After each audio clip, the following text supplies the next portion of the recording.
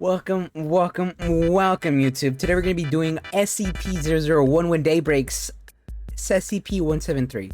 Now, this is a series I definitely wanted to cover again since we're going through it. And I'm very excited to see where this episode and the next one, since we do 2 episodes a video, to see what they do, and where this one goes. But without further ado, before we get into that, let's get my intro in. Hello, we are doing this live on Twitch, so if you want to be here on my reactions live and get to see it a little earlier than usual, follow me on Twitch so you can have a, interact and be in the video. And then also don't forget to like the video and subscribe to my YouTube channel. It helps a lot, and I'm trying to build a community out of this. Also, if you want your video recommendations to be seen fully and not accidentally get lost in YouTube comments, do follow me on my Discord server. We do have one, and I should have a link to it in the bottom. I'm pretty sure. I'm hoping. Future me, you better make sure. Besides that, let's get right into the video. It's very with daybreaks. Yeah. Basically, the sun kills you. That's all you gotta really know. Good day everyone, and welcome back to a new When Day Breaks, this time featuring SCP-173. This is another custom-made story by myself and Dr. Sumerian, so make sure you go and show him some love too. A massive thanks to all the incredible patrons who keep the channel going. A quick word from today's sponsor, and we will get started. Okay. This video is brought to you by Manscaped, and I couldn't be happier because I freaking love Manscaped. They've got the best stuff for your cracking. This is an investment, guys, that you're not going to use the link below, get 20% off and free shipping. Alright, let's get into the story. Look at me. The statue attempted to will it into being, but they refused to listen. SCP-173's mind raced with thoughts of his own inferiority. Why wouldn't you look at me? Why don't you want to see what I am? And the thought shifted to something darker. The impulse returned. SCP are fan-made? Yeah. SCPs are thousands and thousands of fan-made. It's like an entire community. And it's an entire community project. It's to say, I'm not sure anymore, but it for a while was the biggest community project ever. Every SCP, everything and all about it, all these stories are all fan-made. Or not fan-made, but like, community-made. Yes, you technically could. It would be your real though. But in order to become an official SCP, you have to like submit it. It has to make sense and have somewhat of a they don't make sense. SCPs don't make sense because they're against logic. That's why they're SCPs, paranormal stuff and all that. But like, yeah, you would submit it, and if it gets cool and famous enough, it will get added to the official website's roster, pretty much, of SCPs, which are in the thousands. And then also there's a lot of like they take this SCP that does this and they make their own story around it, and like this Daybreaks is basically a story where the sun, if it hits human flesh, it makes you melt and turn into like a sludge of flesh that wants to go and grab other people and expose them to the sun. It also could use your voice. It has access to all your memories. It could somewhat try to like act like human. It's not just humans though, it's like any other form of life. And he moved directly in front of the man in the orange jumpsuit. He reached his arms out and grasped the man by the sides of the head. SCP-173 looked the man directly into his closed eyes. Look at how beautiful I am. Another whirlwind moment passed. The scene in front of the statue was changed. The man was still frozen in place, but now he was struggling to escape. His eyes were still closed, still avoiding him. Nothing else mattered in that moment. Nothing else could matter. The rage filled him. Hatred took him. He twisted the man's neck. It bent at a strange angle, but now he was alone again. He didn't feel better. If only they would look at him. See how beautiful he could be. Maybe a light like his was just too blinding. I'm a little confused. I thought you had to look at this thing for it to not kill you. That was really cool. Is this like a power thing, or it can be too powerful? Oh, there's SCPs that are like extremely fucking powerful, like really, really powerful, like reality warpers, like gods, all that stuff. what SCPs are though is what SCP is though. Like the thing is it's a foundation that secures, contains, and protects. So they find these things, they secure them away from humanity, they contain them, and they protect them. Are they good? Not really, but they're like our first form of defense against, these anomalous entities. What the community is though, it's basically like, imagine we're the researchers documenting and telling stories about them and everything. And they could be stuff we can contain, things we can't contain, and like, go on freedom with whatever make cool, dude. Yeah, something like that. Maybe he'd never find another being in this small, boxed-in universe of his to appreciate what he was. He suffered through decades of this, men and women alike, none with the will to look upon him. He'd lose moments from time to time, sometimes long moments. But every time he found one of these creatures, they refused to look at him. They closed their eyes to his beauty. I thought you had to stare at this thing for it to not kill you. Then one day, it all stopped. The air processors fell silent. The lights above him failed. He experienced no more lost moments. No more frightened and unappreciative men or women. Just his own loneliness. Was this what freedom was like? Oh, but the waste he produced still continued unabated. It filled the room slowly and methodically. At first a puddle, then to his knees. When it reached his chest, he felt a fear of his own. He began to think he was going to drown in his own blood and excrement. But when it went over his head, nothing happened. But now he was blinded. I mean, it's alone, concrete and scared, rebar, so his like... beauty covered in foul brown liquid. Then the dam burst.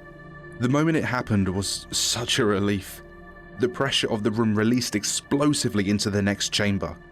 His entire body shot out through the hole in the wall, and then he was free. I wonder if the sun's How gonna long take had him. he been confined to that chamber? How many lost months, years? He tried to focus himself. He righted himself and began to explore this dark place. The facility seemed emptied of people. Only the occasional dim emergency light lining the hallway showed him the way. He forced his way through a door into another cell like his own. No, a testing chamber. The decaying skeletal remains of a researcher sat in the corner. Next to him lay a small silver bell missing its ringer. He picked it up and studied the object. A chime suddenly echoed around the room. He turned to see a man in a suit enter the cell with a stunned look on his face. Being a superpower saver is as easy as BAM! That I don't care. I don't know who this guy is. What SCP is this? Finally, he was being appreciated.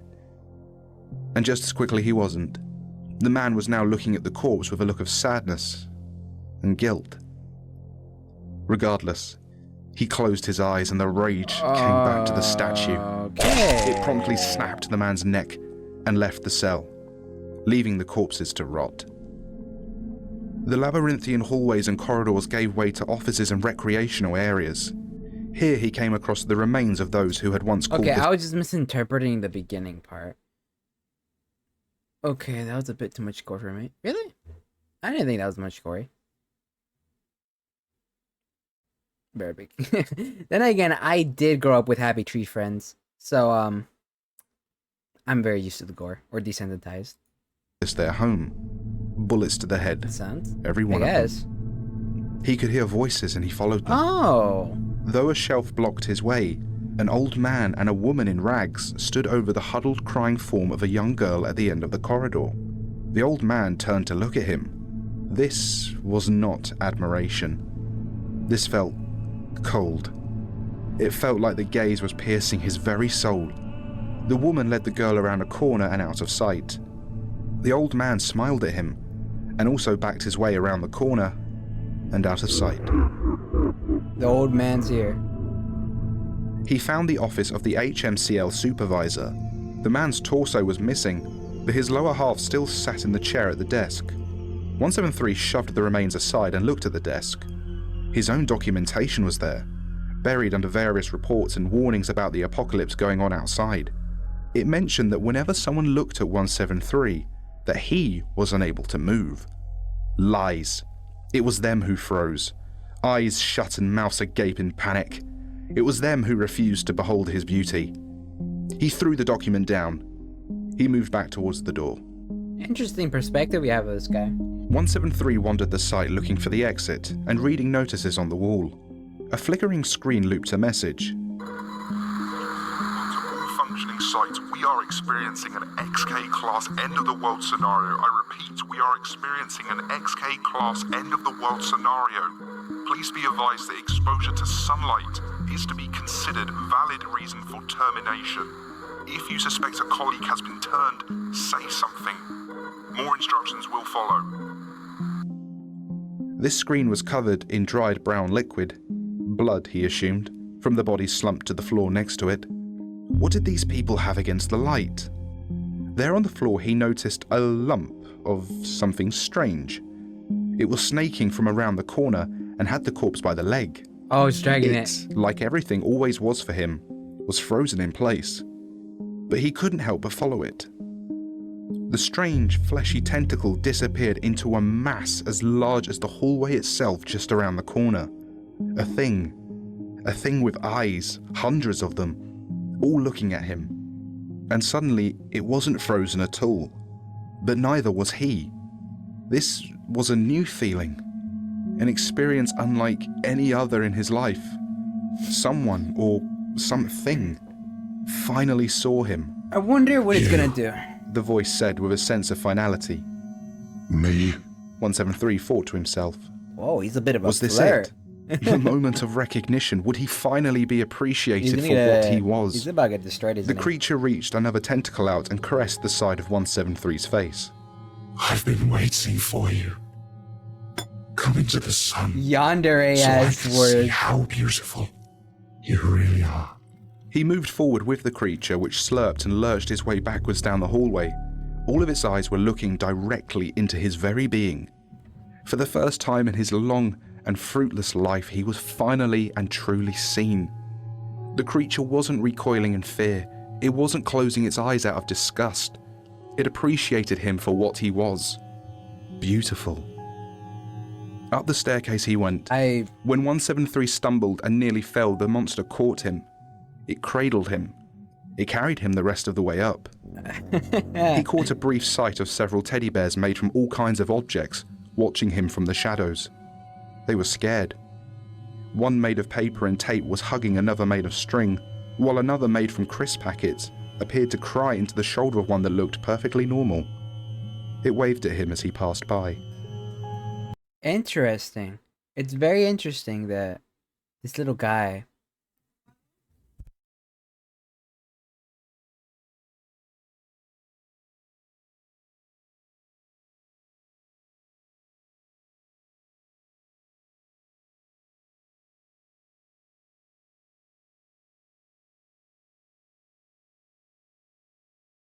Sorry.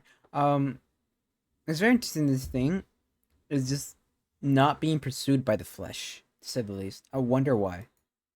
The creature led him gingerly onward. They passed through a final long corridor painted in blood and gore. The sight of an obvious massacre didn't faze him. He knew now that these people were fools. They'd been too afraid to admire him, and they were too foolish to admire this creature too. They deserved what they got. The rage nearly bubbled up again in him. The two of them saw the light together. Blinding. Beautiful. He felt the voice in his mind now. I want to share my beauty as well, but they resist so very much. I know you're suffering. 173's mind went back to imagining the fate of those in the corridor they had just come through. Something was wrong. The sunlight felt odd to him. It was in his head, even more so than before. What are you doing? He thought at the entity. I'm taking away your suffering. There is nothing to fear anymore. I see you for what you are. Beautiful? 173 thought as his mind began to cloud. Yes, beautiful. The feeling of peace enveloped 173 completely.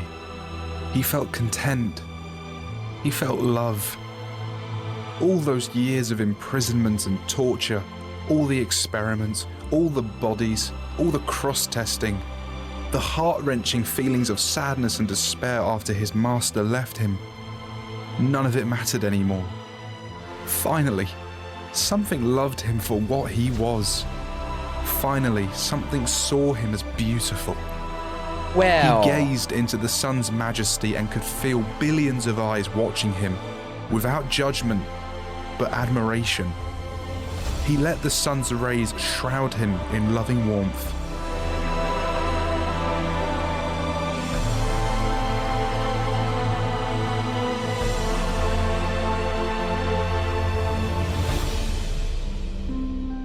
Suddenly, he felt stiff. He felt his rebar begin to seize and his mind to begin to leave him. He could feel it being pulled towards the huh. I mean, it's a sad story, but like, interesting. It's very interesting. Okay. sun. This was how he ended. He didn't care. The sunlight itself would appreciate his beauty, now and for all time. It's a bit of a The nice... sunlight shined down on the remains of Site-19 for quite some time after that. The statue remained there at the entrance, seemingly entranced by the sight of the sun. It did not move, it did not think, and it did not see. Then one day, so very much later, a single shining steel tube flew directly over what remained of SCP-173 and Site-19, the fruits of labour from another time and another world.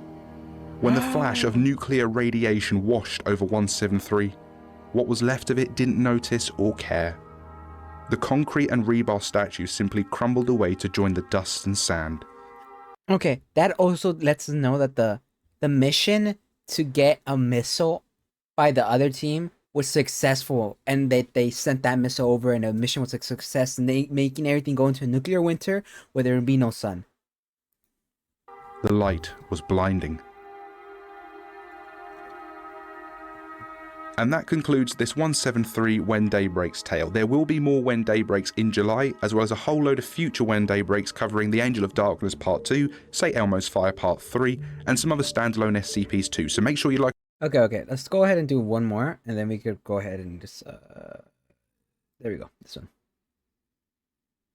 That's why I dialed you in. Tech, grills. Absolutely. We got Please brats. just get Cheese away. Go away. There you go. Good day everyone, and welcome to another When Day Breaks video, this time with the Gate Guardian. This encounter is separate from the main canon we have been developing, so treat this as more of an SCP cross encounter. There will be a continuation to the canon in August with the 682 video. A thank you to the patrons for keeping this channel going, a quick word from today's sponsor, and we'll get started. Alright. Now, I'm a sucker for a nice... Uriel stood calm and bold before the gate to heaven. So this is the angel on the gate. Okay. It's a wall of flesh just there. So the sun doesn't affect them as we're getting off of this. I wonder what it's gonna try to do to get him. Or get in there. Him on all sides, a wall of flesh probed the perimeter. Things that were once human, corrupted and mutilated into something new. Something inferior to his master's creation. The sun stared down at him with its evil red eye, taunting him. Uriel felt no fear. The flesh could not pass the barrier. A deep moat of ash and charred earth marked where so many of these abominations had tried and failed to cross. Uriel sneered. The sun still stared at him. A blinding explosion shook the landscape as another monster tried its luck. Oh shit. It was obliterated in an instant. Another tried, and then another. Uriel looked out with disdain. These were once people. They had families, commitments, and dreams. His master's very first creation had turned on them all. Well, it's not their lit up the fault. sky had now plunged creation into a different kind of darkness. Why did his master Oh. Actually, that makes sense. You know, in the beginning there was darkness and then there was light. That was technically God's first creation. Yeah, never mind. Yeah. not act? I see what he means. The question entered his mind again. His thoughts were interrupted as another creature crossed the boundary. No, all of them were crossing. This he would like to see. Uriel arose and surveyed the scene. He was shocked to see the sun pushing all its infantry onto the front line. What was this? Did the sun hate his master's creation so much that it was determined to see its own warped attempt at life destroyed? It was inconsequential. His great sword danced across the landscape, cutting down the flesh in seconds, reducing them to dust once more. Fertilizer for the garden. Yeah. Then he understood. These weren't infantry, they were pawns. He sensed something big across the boundary. Great conglomerations of humans and animals now melted and molded into monstrous forms approached him. I don't think that's gonna help. The bishops made their move. 2 great horned beasts charged straight at him. They were too immense for a direct strike, so instead he swiftly darted to the side and with one great swipe decapitated them. A quick follow-up attack reduced the pieces to ash. He heard a screech from behind and dodged as several smaller but more nimble things on large legs appeared above him. The enemy's knights darted from side to side, a futile effort. Blinding arcs of energy shot out from his weapon and vaporized them all. He continued mopping up the pawns awaiting the rooks. The tide of flesh was relentless. His sword spiraled around the perimeter, creating a whirlpool of ash and embers. A low bellow vibrated off the ground as 2 titanic pillars of flesh approached him from opposite sides. Uriel had to physically crane his neck to look up at them. His weapon blasted chunks out of them, but their wounds were very quickly healed by more flesh. They came closer. They were going to swallow him and the gate. Uriel thrust his sword deep into the ground. The earth's crust fractured and the ground collapsed into the fire below. So epic. Uriel and the gate stood there on a pedestal as the rest of the ground and the flesh with it fell to flame. The pillars of flesh collapsed into millions of tendrils, all screeching as they tried to pull themselves out. Instead, they slowly burnt away and were silent. A high-pitched tone pierced him, and he looked out to see a deer approaching him. The opponent's queen. A broken memory returned. Had he seen this thing before? In another time and another place? Fire, blood, ice, and concrete filled his mind. He could not remember. The angel looked on, incredulous, as the ground reformed around him, sealing away the monsters. The deer commanded it. Its shaky legs moved without symmetry as the distorted head. Isn't this thing basically a god? I wonder how the sun managed to, corrupt this thing. Showed signs of what was once a face. This hybrid creature was fighting the sunlight unsuccessfully. It was not of this world. The power this thing radiated was palpable, and Uriel felt fear. He summoned the legions. His own army lined up in front of him, all looking at this creature that continued to advance. The legions of heaven stood firm, but it didn't seem to care. It crossed the boundary and the first line of angels moved to attack. There was a crack and a flash, and Uriel was shocked to see several large hexagonal grey columns standing where his allies once did. The second line attacked, and a second flash and crack resulted in another line of columns. Uriel ordered his remaining angels back through the gate. They quickly obeyed. He then spun on his heels, took a final look at paradise, and slammed the gate shut. A ball of metallic elements hit him in his back and he went sprawling into the dirt. He quickly recovered and brought his sword around, colliding with another ball that was spiraling around the creature's head. It shattered, sending particles of creation out like sparks. Tiny portals to other realities opened and shut up as the sparks fizzled away. Uriel went to swing again, but the deer fixed its gaze on his sword and it turned to sand in his hands. The thing's antlers pinned Uriel against the gate. Then a mass of flesh rising out of the deer gave Uriel a command. You will open the gate. His one purpose given to him was to guard the gate to the garden, to the end. Uriel reached back, gripped the bars of the gate and began pulling. The gate resisted. He focused his strength and power into his arms, and with a final crack, the bar broke free. The blast sent both Uriel and the deer hurtling backwards. Before the deer could recover, Uriel summoned the last of his strength and plunged the bar from the gate into the deer's neck. Cracks of light began to spread across them both before a final flash enveloped everything. The light cleared. An unspoiled gate to Eden could briefly be seen fading away. In front of it was the charred and lifeless husks of the 2 combatants, slowly crumbling away to join the earth. That was a good story. Now that I enjoyed. Wow, 2 Goliaths going at it, 2 powerhouses. And that concludes this When Day Breaks video. As always, I hope you enjoyed this video and be sure to like and subscribe if you did. Big thanks to Dr. Sumerian for looking over this and to my incredible patrons for keeping this channel going. Please consider obviously subscribe to this man. I'll leave a link to his channel in the below in the description as always. This has been really good content to cover. I liked the last story a lot more than the first one. First one just kind of felt sad, you know. It's just watching an entity that always wanted to be loved, just finally find love, but it felt like, you know, like damn, that kind of sucks that you find it this way. But then again, it was a killer thing killing us, so don't really feel that bad. But let me just say, the second story, I loved it. I love the battle. I love the sword. That's just that OP, and that it had to get basically a godlike entity just for it to be able to fight this this angel, and this still technically lost. It lost because it defended that post to the end, and he won the battle. He may have died, but he did his thing. He defended the garden, and you know what? I gotta say, props to him. Props to him, honestly. Props to him. Unfortunately, I got called and I need to go do something, which is kind of unfortunate because we still had quite a couple more to go, but that's fine. This is gonna be my reaction for today. YouTube, I hope you guys enjoyed. I hope you guys all have a great time, and I will see you guys later, YouTube. Bye bye, my lost souls.